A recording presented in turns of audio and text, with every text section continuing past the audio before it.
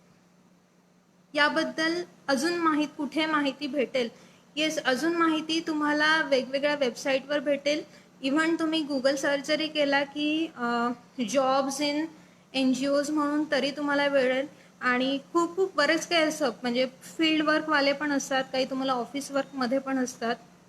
आणि भरपूर NGOज असे आहेत, जसं एक उदाहरण जर घेतलं तर की ज्या NGOज इंटरनॅशनल लेवलला काम करतात, जसं टाटा ट्रस्ट असेल तर त्यांच्या प्रत्येक जिल्ह्यामध्ये पण काम चालू आहे. तर म्हणजे असं नाही की प्रत्येक वेळेस तुम्हाला फक्त मुंबई हेडक्वार्टरला जाऊनच बसावं लागेल, असं पण नाही. आणि ते तुम्हाला बऱ्यापैकी सॅलरी पण देतील. सो येस, तुम्हाला वेगवेगळ्या वेबसाईटला किंवा त्या त्या संस्थेच्या वेबसाईटला तर परिपूर्ण माहिती अगदी डिटेलमध्ये तुम्हाला ती मिळते. येस. भरपूर काही प्रश्न येत आहेत बहुतेक. प्रोफेशनल सोशल सर्व्हिस याबद्दल काही सांगा, कारण लोकांना समाजसेवा म्हणजे लोकांना वाटते की घरचा पैसा घालून भिकेला लागणे. मला असं वाटतं सर, सोशल सर्व्हिस असतं. प्रोफेशनल किंवा काय जे काय असेल ते आपण घेण्यावर आहे. कारण टू बी ऑनेस्ट, क्षितिज संस्थेचं जर तुम्ही बघाल तर आम्ही सध्या तरी म्हणजे आम्ही पॅड्स वगैरे अशा गोष्टी त्या सगळ्या स्वीकारतो आहे. पण असं काही फंडसाठी आम्ही अजून काही अप्लाय म्हणजे खूप खूप नेक्स्ट लेवलला अप्लाय केलं असं नाही. जे लोक स्वतःहून देतात ते करतो आहे. पण येस, प्रोफेशनल सोशल सर्व्हिसविषयी जर आपण बोलू तर MSW PSW हे खूप चांगले ऑप्शन्स आहे. त्याच्यानंतर टीस सारख्या university, Tata institute of social service जी खूप नावाजलेली इन्स्टिट्यूट आहे, किंवा अशा खूप छान छान इन्स्टिट्यूट आहे की जिथे तुम्हाला प्रोफेशनल कोर्सेस करता येईल. म्हणजे असे हे नाही की आणि न्यूट्रिशनवर वेगळे कोर्सेस राहतात किंवा इव्हन मासिक पाळीचे पण वेगवेगळे कोर्सेस आहेत. खूप असे वेगवेगळे विषय आहे की छोटे छोटे विषय जे आपल्याला खूप लहान वाटतात पण actually it is big volume. तर तुम्ही त्याच्यासाठी अप्लाय करू शकता. त्यांची एंट्रन्स असते. आणि एकलव्य अकॅडमी म्हणून आहे. Eklavya actually social workers group आहे. ते ह्याच्या एंट्रन्ससाठी खूप चांगलं काम करतात आणि त्यांची दरवर्षी अनेक मुलं तिथे सिलेक्ट होतात. आणि ती सगळी जी मुलं आहेत ती आदिवासी भागातून येणारी, ग्रामीण भागातून येणारी अशीच तिथे मुलं आहेत. सो माझी इच्छा आहे की जे कोणी बघत असेल आणि ज्यांना कोणाला ह्या करिअरमध्ये यामध्ये पण करिअर करायचं असेल तर ते त्यावेळी पण जाऊ शकतात.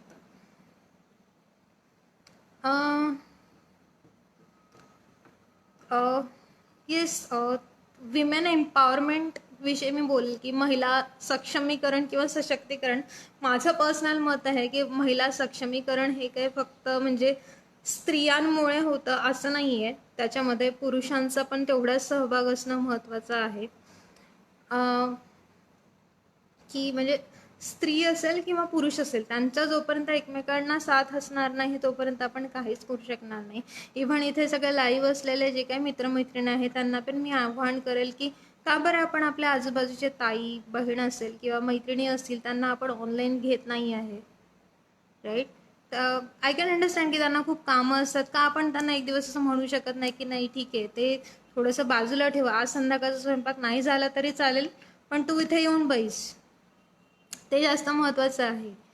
तर कदाचित आपल्याला माहिती नाही कोण कशामुळे इन्स्पायर होईल. आणि मी पर्सनली आणि मला खूप सांगायला आवडेल की आपण जे म्हणतो ना विमेन एम्पॉवरमेंट किंवा महिला सशक्तीकरण वगैरे ह्या सगळ्या गोष्टी, तर मी तर नेहमी म्हणते जोपर्यंत पुरुषांची साथ नाही तोपर्यंत आपण काहीच करू शकत नाही किंवा पुरुषांना स्त्रियांची साथ नाही तोपर्यंत आपण काहीच करू शकणार नाही. आणि मला सांगायला खूप आवडेल की क्षितिजमध्ये अनेक पुरुष, अनेक मुलं आहेत की जे खूप जोमाने काम करत आहेत. तसं बघितलं तर खूप जण आम्हाला विचारतात की मुलं तुमच्या संस्थेमध्ये पार्टिसिपेट करू शकतात का? तर मला सांगायला आवडेल की आम्ही ब्लीड द सायलेन्स नावाची चळवळ चालू केली आणि त्याच्यामध्ये खूप चांगल्या पद्धतीने जो सहभाग आहे तो मुलांचा आणि पुरुषांचा आहे. म्हणजे आम्ही वेगवेगळ्या ठिकाणाहून लेख बोलवले होते. ओके, आवाज येत नाही आहे.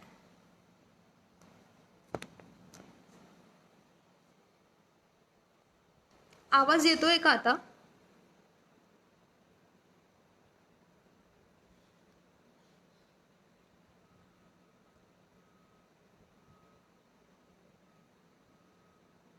सर माझ्याकडनं परत कनेक्ट झाले, एकदा आवाज फक्त चेक करा.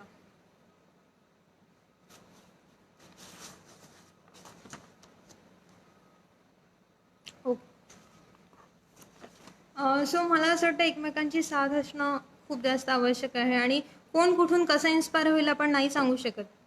आणि म्हणजे आज जे काही लोक बघत आहे कदाचित त्यातनं कोणाला काय स्पार्क मिळेल. jizav.com जी काय ही एक चेन चालू केलेली आहे की ऑनलाईन टॉक असायला पाहिजे, वेगवेगळ्या विषयांवर असायला पाहिजे. त्यातनं कधी कोणत्या एखाद्या व्यक्तीला इन्स्पायर होऊन तो व्यक्ती कुठे जाईल आपण काही सांगू शकत नाही.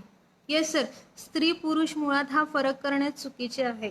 Yes right. जेंडर इक्वॅलिटी विषयी तर मला हेच बोलायचं आहे की आपण म्हणतो की स्त्रियांचा सन्मान करायला पाहिजे किंवा मुलींनी घरात राहायला पाहिजे, मुलींनी असे कपडे घालायला पाहिजे, मुलींनी असं नाही करायला पाहिजे, तसं करायला पाहिजे. पण मला असं वाटतं आपण का असं शिकवत नाही आपल्या घरच्या मुलांना असेल किंवा आपल्या घरी असणाऱ्या पुरुष मंडळींना की नाही त्यांनी रिस्पेक्ट करायला पाहिजे प्रत्येक मुलीचा.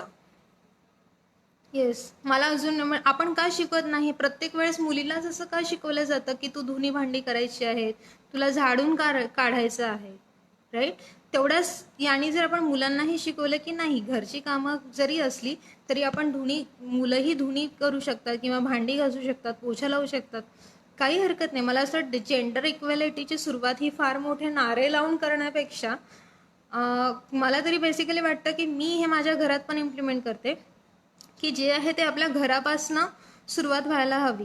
म्हणजे माझ्या घरात लहानपणापासूनच जर मी त्याला हे सांगितलं की नाही बाळा प्रत्येक मुलीचा हा रिस्पेक्ट करायला पाहिजे, ज्या याने मी माझ्या मुलीला सांगेल की नाही तू स्वतः जपून राहायला पाहिजे, त्याच दृष्टीने मला असं वाटतं त्या जर मी मुलालाही हे शिकवले की नाही स्त्रियांचा रिस्पेक्ट करायला पाहिजे किंवा रिस्पेक्ट करणं अगदी छोट्या छोट्या गोष्टीतनं जर शिकवलं तर ते मला असं वाटतं तिथूनच खरी जेंडर इक्वॅलिटीची सुरुवात आहे. म्हणजे माझ्याच घरात मी सांगते, बहीण भाऊ आम्ही, मला एक लहान भाऊ आहे. तर माझ्या पालकांनी मला नाही वाटत की त्यांनी कधी माझ्यामध्ये डिफरन्स केला. मुलगी आहे म्हणून शिकवू नये किंवा शिकायला बाहेर गावी पाठवू नये. मला तर अगदी खूप कमी वयातच त्यांनी बाहेर पाठवलेलं होतं. आणि घरात पण मुलगी म्हणजे मी असं नाही म्हणणार कधी की मला त्यांनी मुलगी म्हणून कधी ट्रीटच नाही केलं. येस, मला त्यांनी मुलगी म्हणूनच ट्रीट केलं. मी हे नाही म्हणणार की मला मुलासारखं ट्रीट केलं नाही, मला त्यांनी मुलीसारखंच ट्रीट केलं. आणि मी हे खूप अभिमानाने सांगते कारण त्यांनी कधी आमच्यामध्ये डिफरन्सच केलेलं नाही आहे. असं म्हणतात की आपण कोणातरीमुळे घडत असतो किंवा आणि मला असं वाटतं मी बेसिकली माझ्या पालकांमुळे घडले. त्यांचे जे काही संस्कार होते अध्यात्माचे असतील किंवा धार्मिक दृष्टीने होते त्याच्यामुळे मी घडले किंवा माझे आजूबाजूचे लोक अजूनही मला सतत घडवत आहे असं मला वाटतं. की मग माझ्या घरी काम करणारी स्वयंपाकवाली काकू असेल किंवा कोणीही असेल, प्रत्येकाकडनं काही ना काही शिकण्यासारखं आहे आणि प्रत्येक जण क्षणोक्षणी आपल्याला घडवतच आहे. आणि मला असं वाटतं ही निरंतर चालू राहणारी प्रक्रिया. इन्सिडेंटमुळे असं काही ज्याचा विषयच आहे मी कसे घडले, सो त्यावरून बोलेल. आणि माझ्या पेरेंट्सचे मी खरंच खूप आभारी आहे की त्यांनी कुठल्याच गोष्टीमध्ये असं मागे मला ठेवलेलं नाही. की म्हणजे मग अगदी लहानपणापासूनच त्यांचं होतं की प्रत्येक स्पर्धेमध्ये भाग घेतला पाहिजे. त्यांनी फक्त मग मुलगी आहे म्हणून हे करायचं नाही किंवा मुलगी करायचं असं कधीच नाही. आज त्यांनी मला क्लासिकल डान्स शिकवलेले आहेत, मी क्लासिकल सिंगिंग पण करते. त्याच्यानंतर एलिमेंटरी इंटरमिडिएट सारखे त्यांनी लहानपणापासूनच ते काय केलेलं ना की शिक्षणाबरोबरच तुमचा सर्वांगीण विकास व्हावा या दृष्टीने. तेव्हा मला उलट वाटायचं की अरे हे पण करते मी ते पण करते, पण त्या गोष्टीचं महत्त्व मला आज कळते आहे की मग त्या दृष्टीने मी डेव्हलप होत गेले. किंवा अगदी छोट्या छोट्या गोष्टी होत्या की जसं घरी माझी तसं बघितलं गेलं तर आमच्या घरची आर्थिक परिस्थिती असेल किंवा इकॉनॉमिकल कंडिशन खूप चांगली होती. म्हणजे मला अगदी आमच्याकडे लहानपणापासून सगळ्या गोष्टी सगळ्या सुखसोयी माझ्याकडे होत्या. पण त्याच्यामध्ये पण प्रत्येक वेळेस मला कसं जमिनीला पाय रोवून उभं राहायचं आहे किंवा प्रत्येक वेळेस माझे पाय जमिनीवर कसे असले पाहिजे ह्याचं सतत धडपड आईबाबांची राहायची असं मला दिसायचं. मला अजूनही आठवतं की धुणं भांड्यावाल्या काकूंसोबत मला धुणी करायला लावायचे किंवा डिसरिस्पेक्ट नावाची तर गोष्टच नव्हती. प्रत्येकाचा तुम्हाला रिस्पेक्ट करावा लागायचा. आणि त्यांना मला असं वाटतं थोडंही असं कुठे दिसलं की हिला थोडा इगो चढतो आहे, तर ते लगेच तिथे मला सतर्क करायचे की बाळा हे असं नाही चालणार, असं चालणार. म्हणजे मला असं वाटतं ते जे प्रत्येक वेळेस त्यांनी डाऊन टू अर्थ ठेवण्याचा प्रयत्न केला ते माझ्यासाठी खूप जास्त महत्त्वाचं आहे. आणि येस, असं सगळं झालेलं. आणि देन माझं लग्न आत्ता झालेलं 2018मध्ये. I am really very thankful to Sachin की जे मला खूप जास्त सपोर्ट करतात. आणि ॲक्च्युली लग्न करतानाची माझी म्हणजे त्या प्रत्येकाच्या काही ना काही प्रायोरिटीज असतात की कोणाला काय काय हवं असतं किंवा काय नाही. पण माझी प्रायोरिटी होती की मी जे काही काम करत आहे ते मला कंटिन्यू करायचं आहे. आणि तर ते एका याच्यात हो बोलले की ठीक आहे, मला काही हरकत नाही. तरी आम्ही बऱ्यापैकी वेळ घेऊन एकमेकांना समजून घेऊन त्याच्यानंतर आम्ही ठरवलं की तुम्ही माझं काम बघा, मी तुमचं काम बघते. आणि अशा पद्धतीने आम्ही समोर गेलो.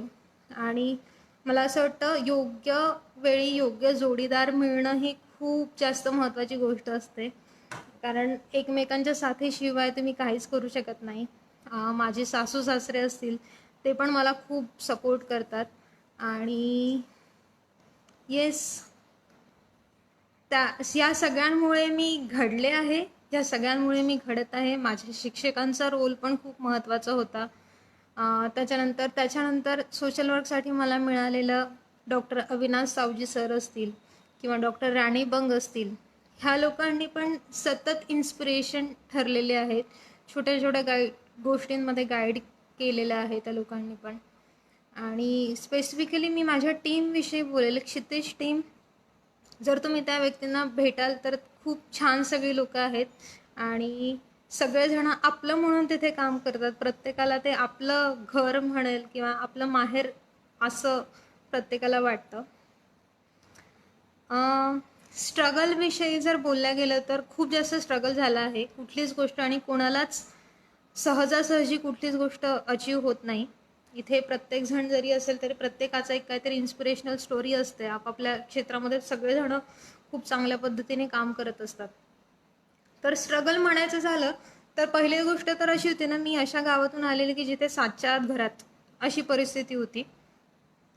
आणि त्या गावातून तुम्ही शिक्षणासाठी बाहेर पडणं, माझ्या आईने खूप लहानपणीच मला शिक्षणासाठी कारंजाला पाठवलेलं किंवा तिचं स्टँड खूप महत्त्वाचं होतं तेव्हा तिथे. आणि मला असं वाटतं ते गावामध्ये असं होतं ना की एक मुलगी म्हणूनच मला पहिले खूप स्ट्रगल झालेला की एक मुलगी म्हणून. आणि त्याच्यानंतर तुम्ही शिक्षणासाठी असं बाहेर पडताय, मग आजूबाजूची लोक असतील, काही नातेवाईक असतील, ती माझ्या पेरेंट्सला म्हणायचे की अरे काय मुलीवर एवढा खर्च करता किंवा काही गरज नाही आहे अशा.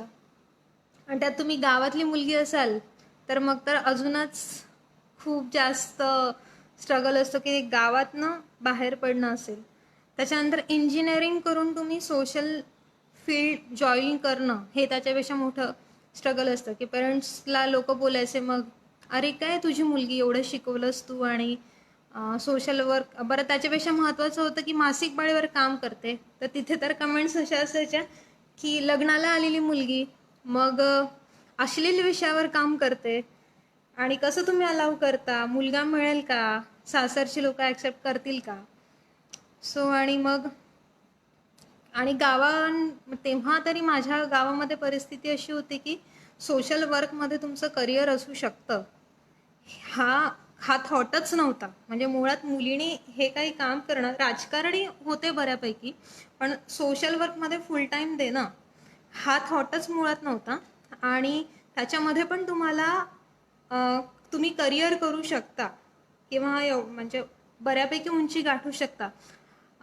तर हे कुणाला बिलीवच नाही व्हायचं. पण मग जेव्हा बघितलं लोकांनी हळूवारपणे प्रगती होत गेली असेल किंवा क्षितिज मूडचं जे काही नाव होत गेलं त्याच्यामुळे हळूहळू लोक ह्या क्षेत्राकडे वळत जात आहेत अजूनही माझ्या गावचे. आणि मला सांगायला खूप आनंद होईल की अनेक मुलींना ते इन्स्पायर झालं असेल किंवा पेरेंट्सला त्या गोष्टीवर विश्वास बसू लागला की नाही, अरे हां, यामध्ये पण करिअर असू शकतं. आणि ते मुलींना असेल की त्यांच्या घरच्या मुलांना ह्या क्षेत्रामध्ये हळूहळू पाठवायला लागले. येस, मला असं वाटतं आपण जरा कमेंट सेक्टरकडे वळूयात. मी सुरुवातीपासूनच्या कमेंट्स बघते.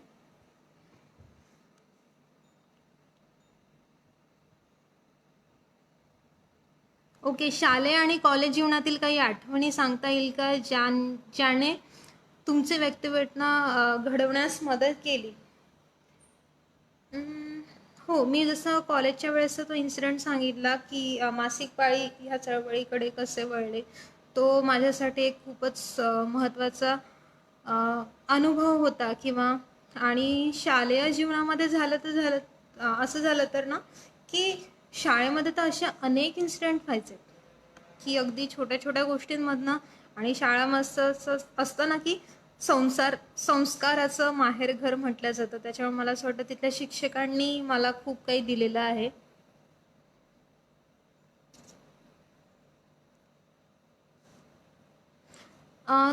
विजय सर म्हणतायत की तुमचे पुढील 4 ते 5 वर्षात असलेले क्षितिजचे प्लान सांगा. ओके.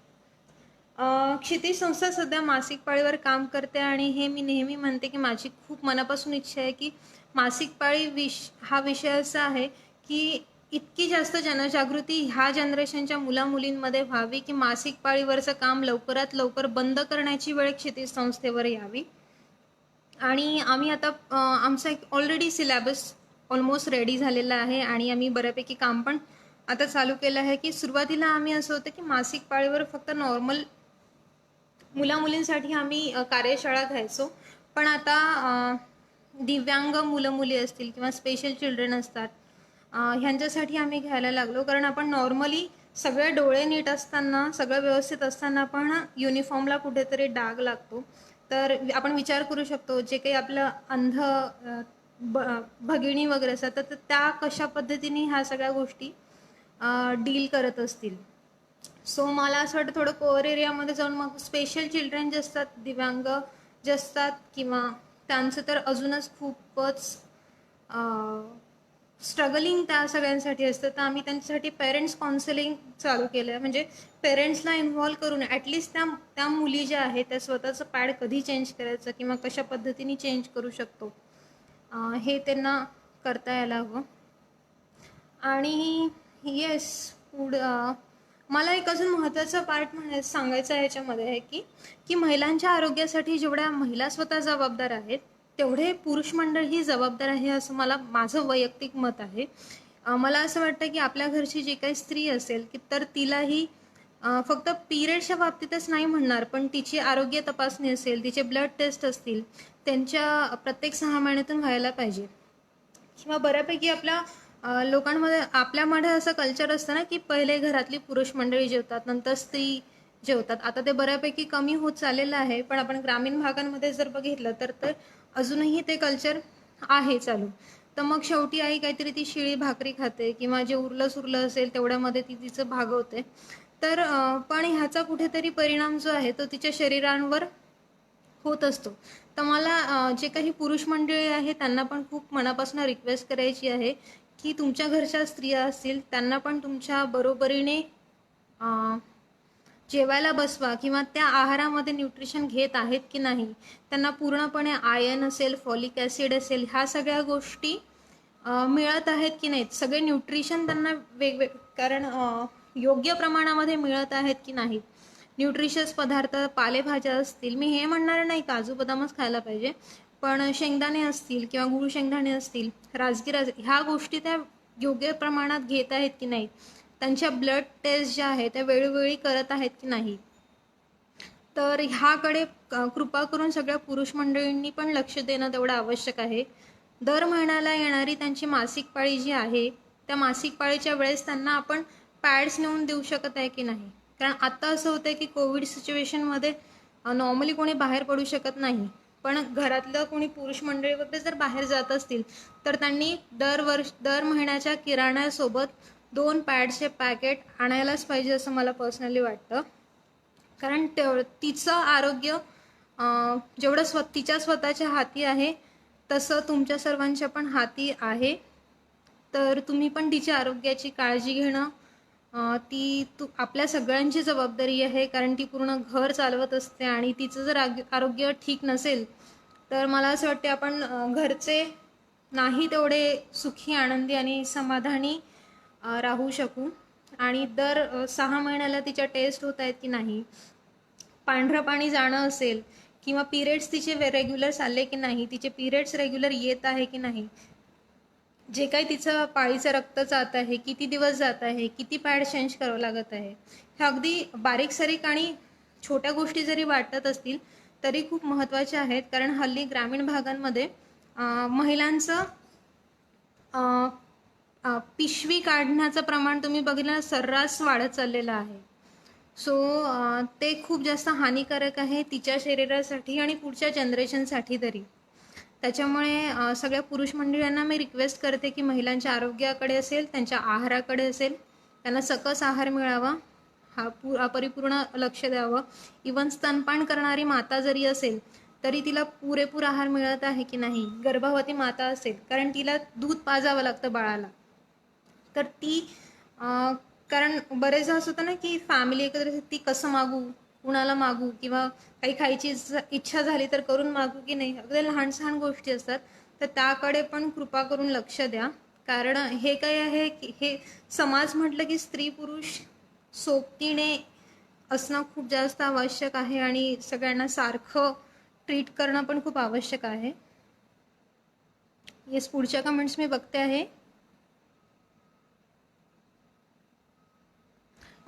प्रकाश सर म्हणतात की ग्रामीण भागातील मुलींचा आत्मविश्वास अजून प्रबळ व्हावा म्हणून काय करावं त्यांनी.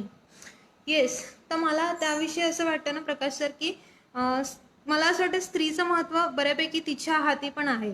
म्हणजे स्त्रीने जर स्वतःच्याच आरोग्याला महत्त्व दिलं नाही किंवा स्वतःलाच तिने जर महत्त्व दिलं नाही तर इतर लोक का म्हणून देतील तिला महत्त्व, हा खूप गंभीर प्रश्न आहे. आणि आपण एक नॉर्मली बघितलं झालं ना की स्त्री ही स्वतःला म्हणजे कुठे पुढे नेण्यामध्ये कमी स्वतःला ती कमी समजते. तर जसं मी म्हणते की बाकीच्यांनी सपोर्ट करणं आवश्यक आहे, पण तेवढंच महत्त्वाचं आहे की तिने इनिशिएट घेणं. तिच्या मनामध्ये काय आहे, तिला एखादा व्यवसाय करायचा आहे, तिला एखादा बचत गट जॉईन करायचा आहे, हा विचार जोपर्यंत ती मांडणार नाही तोपर्यंत पुरुष मंडळीही तिला कोणी सपोर्ट करू शकणार नाही.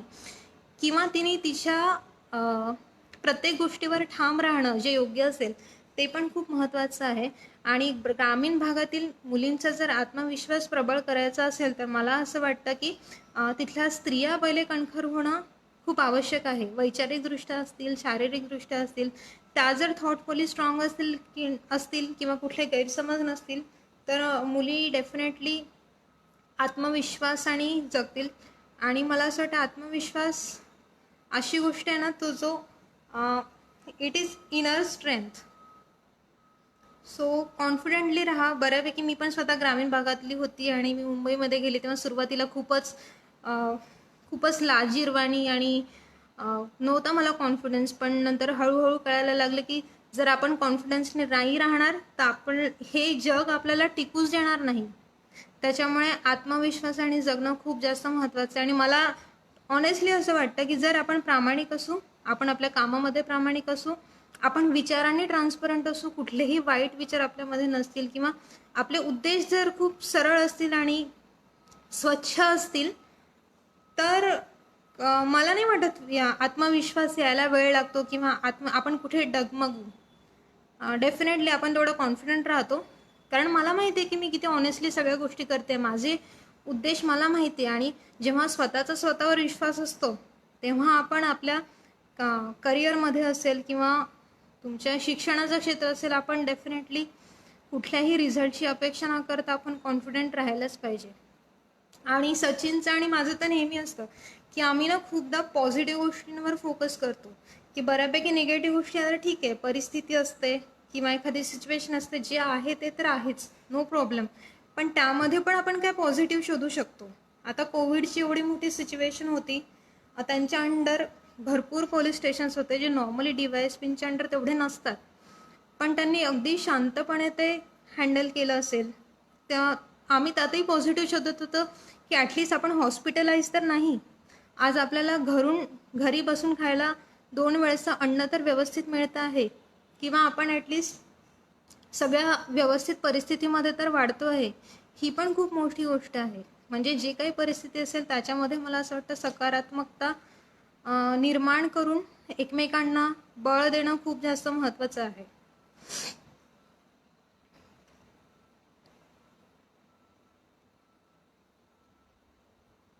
Thank you Ashwini madam. Ashwini madam स्वतः डॉक्टर आहेत आणि त्या क्षितिजला जुळलेल्या आहेत.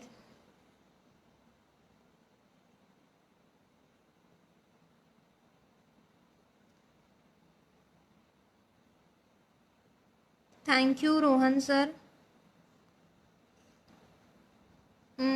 प्रोफेशनल सोशल वर्क विषयी आपण बोललेलो आहोत.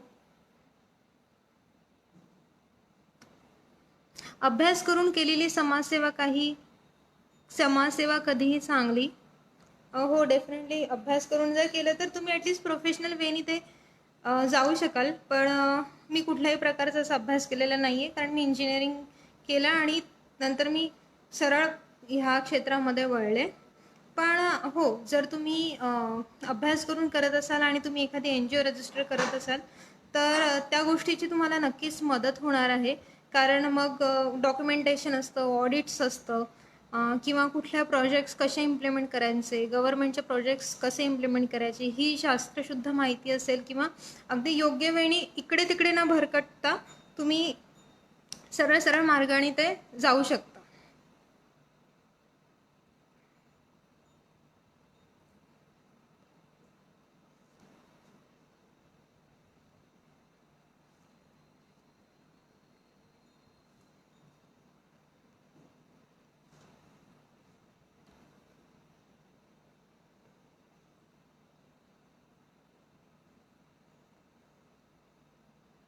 थँक्यू माऊली सर. Usha madam, thank you.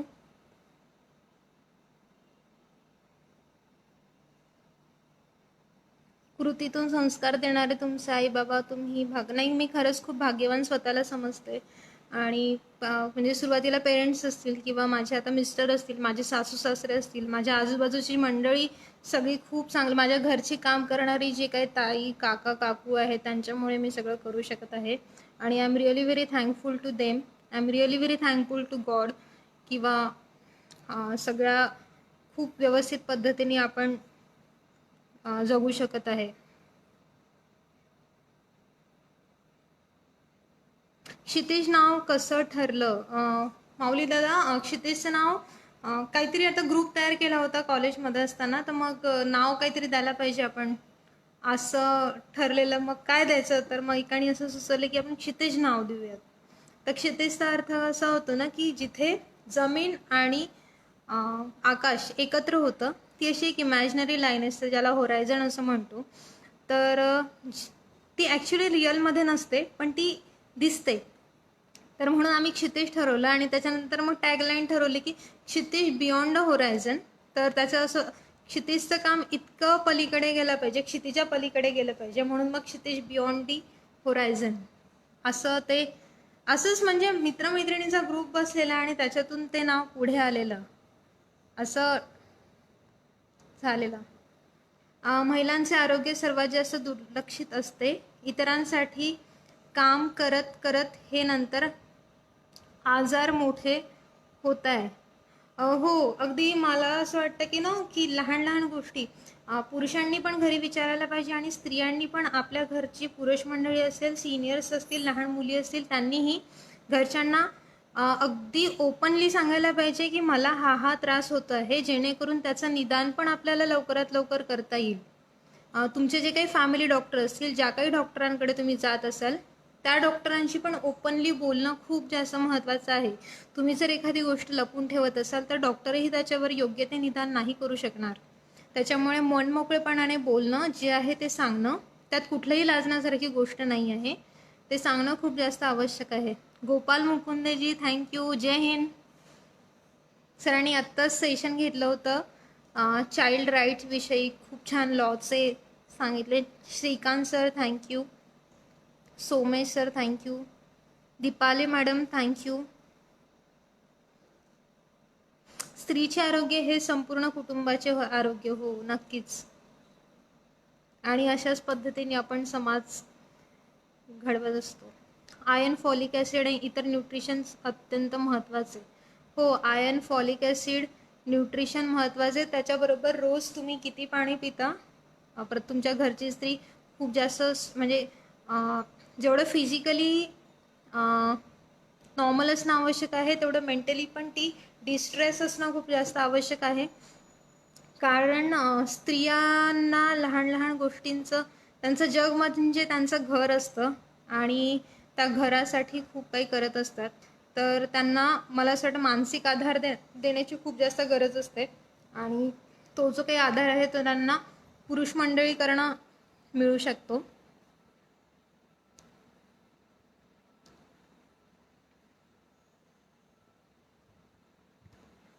टिकायचं असेल तर लढावेच लागेल. स्वतःशीही लढावं लागेल. हो, टिकायचं असेल तर लढावंच लागेल असंच मी म्हणेल. की मला असं वाटतं की घर बसल्या असेल किंवा आपल्याला सहज सहज कुठलीही गोष्ट कोणालाच मिळत नाही. त्याच्यामुळे इथे अनेक लोक जे काही लाईव्ह आहेत त्यांची पण प्रत्येकाची एक इन्स्पायरिंग स्टोरी असते आणि ती प्रत्येकाची स्टोरी ही आपल्याला इन्स्पायर करत असते. अगदी लहान लहान छोट्या छोट्या गोष्टींमधनं आपण लढायला शिकू शकतो. त्याच्यामुळे कधीही आपलं स्ट्रॉंगनेस न गमावता किंवा डिप्रेस न होता आपण लढायला शिकलं पाहिजे.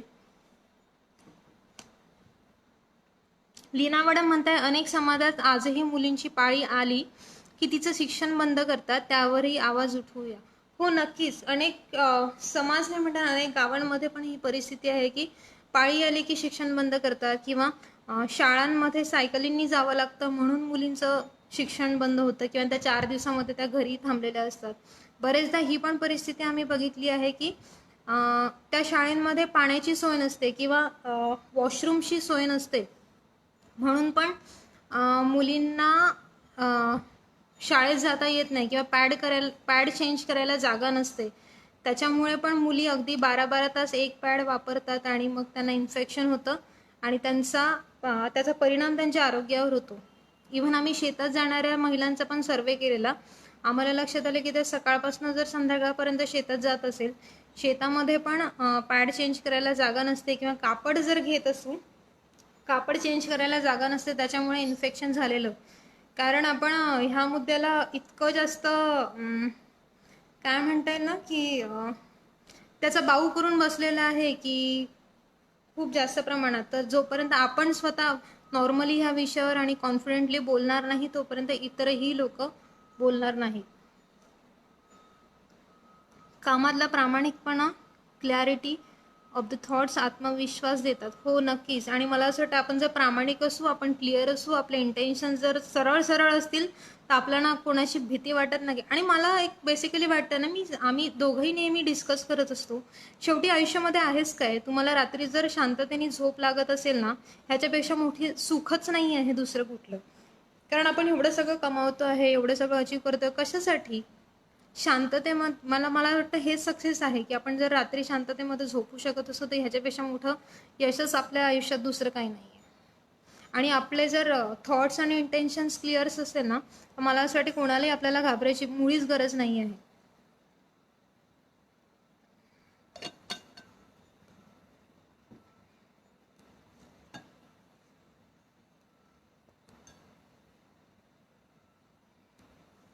आज शिवाजी महाराज घडायचे असतील तर जिजाऊ घडणे आवश्यक.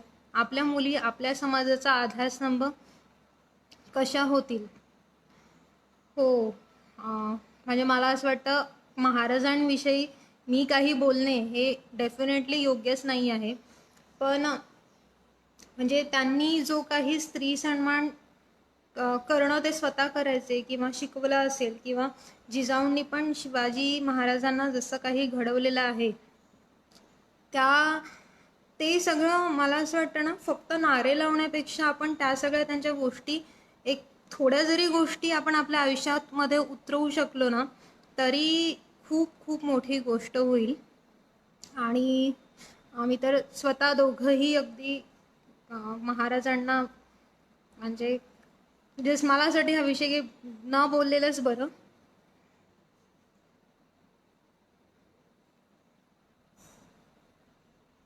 स्त्रियांना आरोग्य संबंधीच्या सूचना द्या. येस, तर स्त्रियांचं आरोग्य मेन मुळात बेसिक गोष्टी सांगेल मी की पाणी भरपूर प्यायला पाहिजे, न्यूट्रिशनकडे लक्ष द्यायला पाहिजे, वेळोवेळी आपल्या ब्लड टेस्ट असतील त्या करायला गेल्या पाहिजेत. त्याच्यानंतर इव्हन गावामध्ये जर आम्ही बरेचदा असं बघितले आहे की अनेक महिला असं करतायत की गावांमध्ये गोळ्या देणं असेल, पाळी पुढे ढकलण्याचं असेल किंवा कमी लवकर येण्याच्या गोळ्या परस्पर देतात. डॉक्टरांच्या सल्ल्याशिवाय अनेक महिला गोळ्या घेतात. जसं काही सण असतील, काही उत्सव असतील तर त्याच्यासाठी पण त्या ज्या महिला आहेत त्या गोळ्या परस्पर घेतात. ते प्लीज करू नका. डॉक्टरांच्या सल्ल्याशिवाय कुठल्याही गोळ्या तुम्ही घेऊ नका. मासिक पाळी जर झालं तर प्रत्येक 4 ते 6 तासांनी तुम्ही कापड वापरा किंवा पॅड वापरा. आम्ही कधीच सक्ती करत नाही की तुम्ही पॅड्सच वापरले पाहिजे. तुम्ही कापड जरी वापरत असाल तरी काहीही हरकत नाही. सुती कापड वापरा. तो स्वच्छ धुतला गेला पाहिजे, तो सूर्यप्रकाशामध्ये वाळवला गेला पाहिजे आणि पूर्णपणे तुमचं हायजीन मेंटेन झालं पाहिजे. हे खूप महत्त्वाचं आहे. कारण मी समजू शकते की जर आपल्या गावातली स्त्री जर दिवसाला 30 रुपये कमवत असेल तर आम्ही जे काय बघतो आहे रूट लेवलला की महिला फेअर अँड लवली घ्यायला प्रिफर करतील, पण त्या कधीच पॅड्स विकत घेऊन देत असं काही करणार नाही. तर मी कंपल्सरी कधीच नाही करणार की तुम्ही पॅड्स वापरा, कापड वापरा, काही हरकत नाही. पण कापडही स्वच्छ पद्धतीने वापरला गेला पाहिजे, तो सुकवला गेला पाहिजे. कापडांच्या घड्या आम्ही बघितलं आहे की महिला घरात जर म्हणजे 3-4 स्त्रिया असतील, मुलगी असेल, आई असेल, आत्या असेल, तर त्या एकमेकांसोबत ते शेअर करतात. तर असं प्लीज कृपा करून करू नका. अगदी लहान सहान गोष्टींमुळे तुम्हाला इन्फेक्शन होऊ शकतं. त्याच्यामुळे स्वतःच्या आरोग्याची हायजीन मेंटेन करणं खूप जास्त आवश्यक आहे. येस.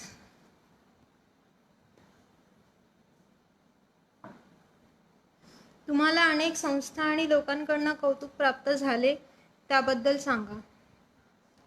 तर त्याविषयी येस, मला महाराष्ट्र शासनाचा जिल्हा युवा पुरस्कार मिळालेला आहे. त्याच्यानंतर यशवंतराव चव्हाण प्रतिष्ठानतर्फे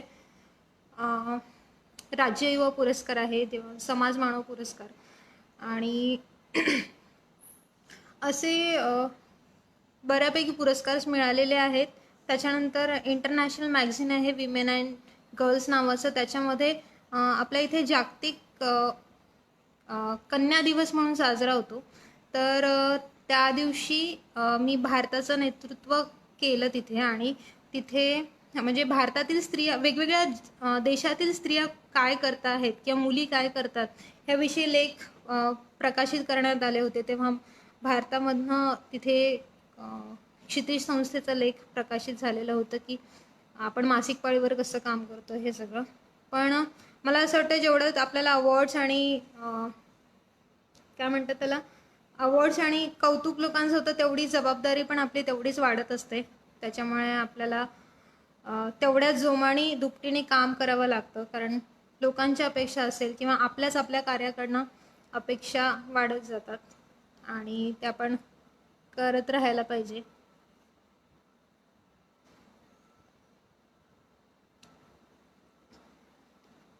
मुलींनी व्यायाम व खेळ यांच्याकडेही आज अधिक लक्ष देण्याची गरज आहे. हो, व्यायाम आणि खेळ मुलींना बऱ्यापैकी, मुली घरात राहतात, मुलींनी बाहेर जाऊ नये असं वगैरे चालतं. पण नाही, मुलींना पण शारीरिक व्यायाम करणे किंवा असेल श्वसनाचे व्यायाम करणं असेल, खेळणेही तेवढंच महत्त्वाचं आहे.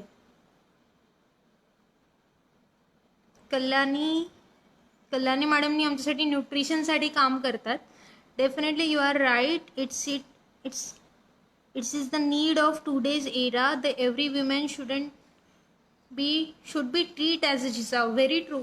सगळ्या महिला ह्या जिजाऊ मातेसारख्या ट्रीट केल्या गेल्या पाहिजे असं कल्याणी ताईंचं म्हणणं आहे.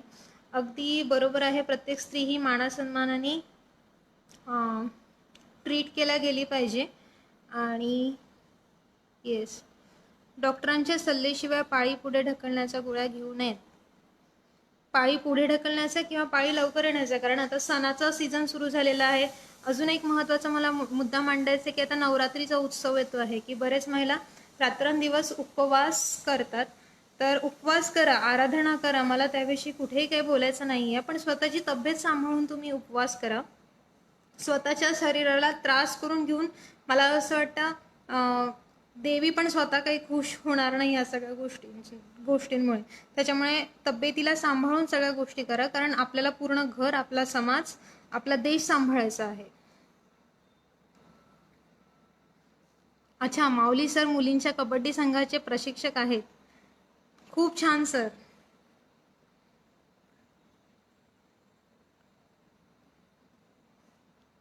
अकोला जिल्ह्यातील महिलांपर्यंत आपण पोहोचत आहात, आमच्या अकोलेकरांसाठी भाग्याची गोष्ट आहे. हो, श्वास टीम तर्फे पण खूप चांगलं काम होत आहे आणि खूपच छान गुड टच बॅड टच सारखे विषय असतील किंवा विमेन राईट सारखे विषय असतील, ह्या सगळ्या विषयावर श्वास टीम पण खूप चांगल्या पद्धतीने काम करते आहे. सो धन्यवाद. प्रत्येक महिलामध्ये स्त्री आणि सावित्री आणि जिजाऊ घडली पाहिजे. हो, मला असं वाटते सावित्रीबाई असतील किंवा जिजाऊ असतील तर ह्या प्रत्येक घरामध्ये घडू शकतात आणि त्याच्यासाठी त्या स्त्रीने स्वतः इनिशिएट करणं, तेवढं कॉन्फिडेंटली राहणं आणि त्या पुरुषांनी पण तिला तेवढा सपोर्ट करणं खूप जास्त महत्त्वाचं. आणि असं जर झालं तर स्वर्गापेक्षा सुख नाही. आणि प्रत्येक गोष्टीची सुरुवात मला असं बेसिकली घरातनं होते. आणि तिसरा काय करतोय, माझा शेजारी काय करतो आहे किंवा माझे दुसरे गावचे लोक काय करतात हे करण्यापेक्षा जर मी स्वतः काय करते आणि मी एक पाऊल पुढे टाकून स्वतः कसं बदल घडवू शकते किंवा बदल घडवू शकतो हे जर आपण सुरुवात केली तर मला असं वाटतं की कुणाची वाट बघायची गरज नाही. आणि ते म्हणतात ना, दुसऱ्यांच्या रस्त्यांवर चालण्यापेक्षा आपले स्वतःचे रस्ते जर आपण उभे केले तर लोक आपोआप पाठीमागे येतात. तर कुणाची वाट न बघता मला असं वाटतं चांगल्या कार्याला चालू करण्याची खूप गरज आहे आणि आपण एकमेकांच्या साथीने सगळं घडवू शकतो. आणि मी jizaou.comचे खरंच खूप आभारी आहे. आणि सर, हे खरंच खूप जास्त इन्स्पायरिंग आहे की आपल्याला कल्पनाही नाही की तुमच्या एका इनिशिएटिव्हमुळे कदाचित कोण कुठे आणि कसं इन्स्पायर होईल आपण कधी काही सांगू शकत नाही. कदाचित हा व्हिडिओ किंवा दुसरे पण बाकीच्या ज्या ताईंचे वगैरे व्हिडिओ आहे आपण ते व्हायरल करू. एखादं वाक्य असं कोणाला इन्स्पायर करून जाईल की आयुष्य बदलून टाकू शकतं कोणाचं. तर जे काही jizaou.comनी हा उपक्रम चालू केलेला आहे हा खरंच खूप कौतुकास्पद आहे. आणि असेच सेशन्स वेगवेगळ्या विषयांवर पुढेही तुम्ही कंटिन्यू करत राहा. आणि तुमचे खूप सारे प्लॅन्स पण असतील, कारण खूप जास्त एनर्जेटिक लोक आहेत. अमोल सर आहेत, प्रकाश सर आहेत. सो मी खूप खूप शुभेच्छा देते. आणि अजून कोणाचे काही प्रश्न असतील तर प्लीज नक्की विचारा.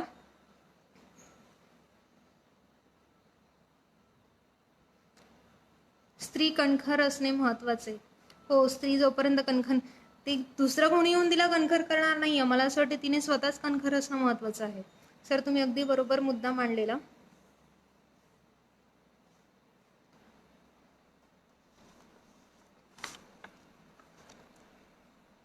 येस, मी काय करू शकते किंवा करतो. सो मी परत एकदा आयोजकांची खूप खूप आभारी आहे. मला इथे बोलण्याची संधी दिली, मला इथे बोलण्यासाठी तुम्ही पात्र समजलं, त्याच्यासाठी मी स्पेशली आभारी आहे. आणि प्रत्येक वेळेस तुम्ही मला सपोर्ट करत गेले आणि आपण एकमेकांना असेच साथ देत राहू आणि आपले काम पुढे वाढवत जाऊ. आणि तुमच्या कार्याला असेल, तुमच्या कामाला असेल, माझ्या खूप खूप खूप शुभेच्छा आणि मनापासून धन्यवाद आमच्या दोघांकडनंही, सचिन सरांकडनंही आणि माझ्याकडनंही. आणि कोविडची परिस्थिती चालू आहे, मी एक आव्हान करेल की कृपया बाहेर पडू नका. विनाकारण जिथे गरज असेल तिथेच जा. आपण स्वतःचं आरोग्य आपल्या स्वतःच्या हाती आहे. आपण प्रशासनाला दोष देतो आहे, आपण पोलिसांना दोष देतो आहे, त्यामुळे आपलं काही होणार नाही आहे. म्हणजे त्यांना दोष देऊन उपयोग नाही आहे. ते त्यांच्या लेवलनी जे प्रयत्न करायचे ते करत आहेत. आपलं आरोग्य आपल्या हाती आहे. आपण, मला असं वाटतं, स्वतःची जपणूक आपण स्वतः करायला हवी. त्याच्यामुळे कोणाला दोष देण्यापेक्षा मला असं वाटतं स्वतःचं आरोग्य आपण स्वतः जपूया आणि स्वतःची काळजी स्वतः घेऊयात. आणि असंच परत एकदा सगळं वातावरण खूप नॉर्मल होईल. खूप लवकर आपण सकारात्मक राहूयात आणि सगळी परिस्थिती खूप लवकर नॉर्मल होईल. ह्या सगळ्यांना खूप खूप शुभेच्छा. धन्यवाद.